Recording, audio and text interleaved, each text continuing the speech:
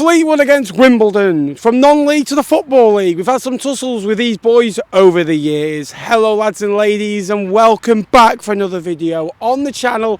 Tonight, Wimbledon at home. The side with the best defence in Sky Bet League 2. Currently second and chasing down Walsall, but trying to get away from the chasing pack. Notts County, Bradford, Port Vale and co. Fleetwood Town struggling for a little bit of consistency. Constantly inconsistent. It's been a bit like a trampoline. We go up, we go down. We have good wins against the top teams, then we can't perform against the bottom half sides. Fleetwood's record against the current top 12 is 22 points, which isn't a bad record. 6 wins, 4 draws in there.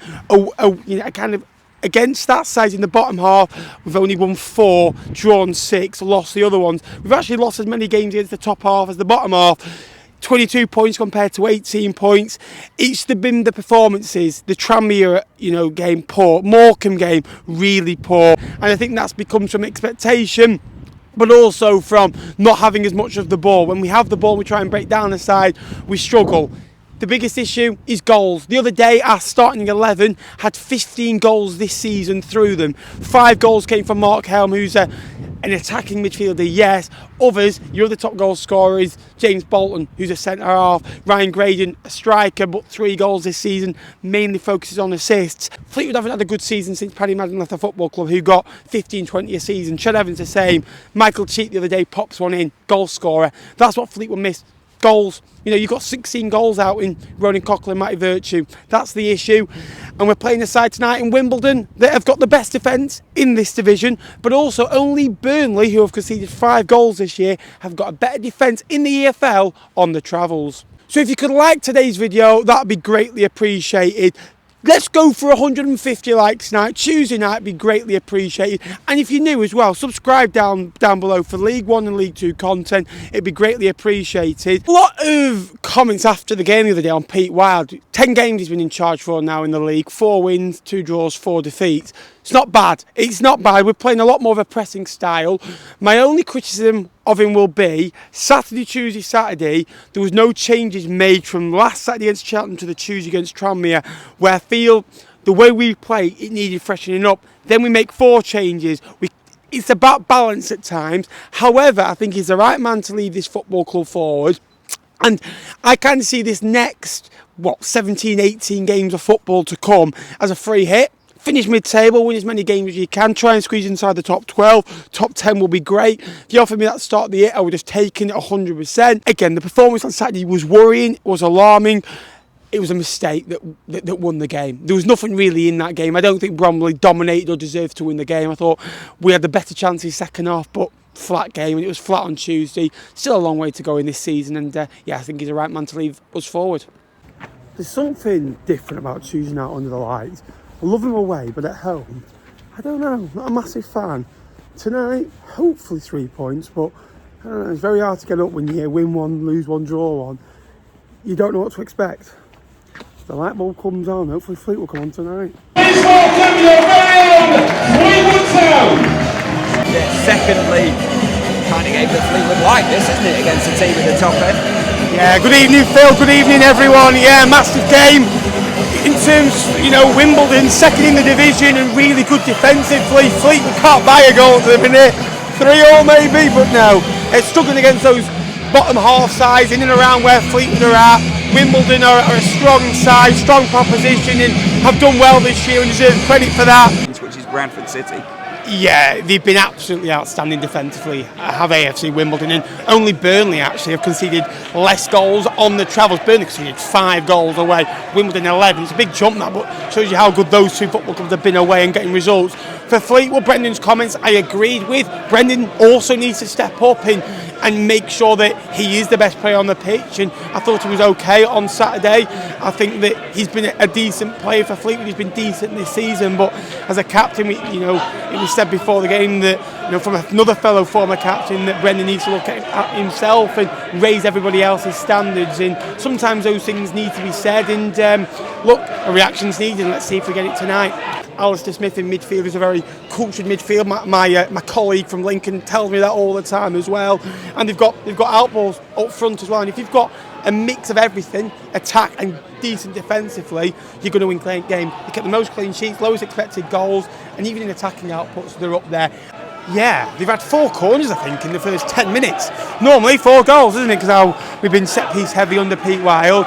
Again, asking questions. This Wimbledon side, they have been really good when they've been asked questions this year. They've come under some pressure, and the one good thing about them is, and you look at their side at the start of the year to where they are now on the 2 sides, a lot of them are still in this side. And on Saturday, from the team that played the other day, there was, I think, 6 or 7. I think 7 that played in the earlier game.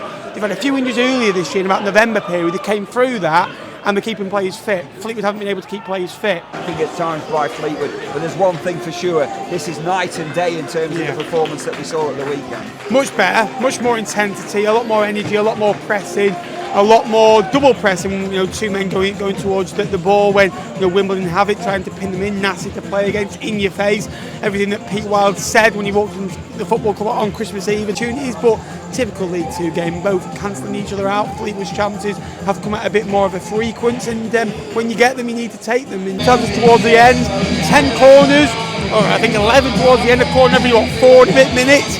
It's been a bit frantic. We've got to make those opportunities, kind of take them and really get at this Wimbledon team. He's a fantastic player, and I watched him at Colchester last year, Alistair Smith. He's a very good footballer. He's very highly rated at Lincoln.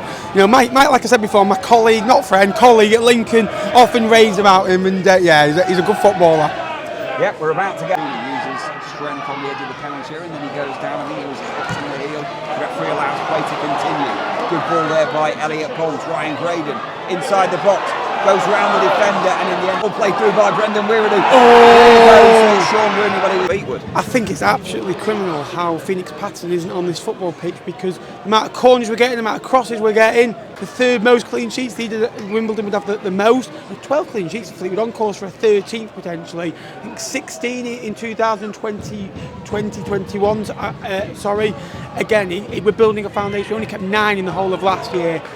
Charlie Adam Lay at the start of the year, obviously started the season as Fleetwood manager. You don't concede goals, you'll get a point, and then if you've got goals in you, we'll get 3. And I don't think Fleetwood have got the goals to go and blow teams away, so keeping clean sheets is important. I think Pete Wild has learned that in the first 10 games. We don't have a lot of goals here, so we're going to have to keep clean sheets if we're going to get points.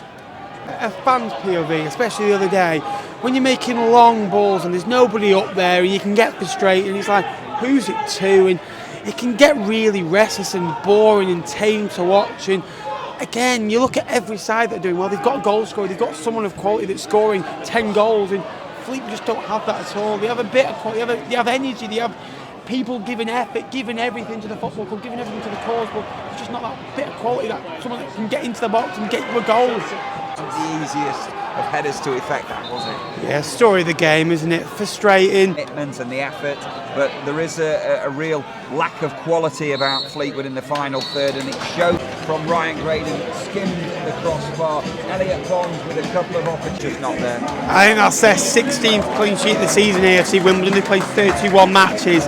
That says everything you need to know. So hard to break down. The Resolute and Fleetwood had chances against this Wimbledon side. It wasn't that they protected the goal. They did that, to be fair, at times, but Fleetwood still had 6 or 7 decent half opportunities where you think they could maybe score a goal.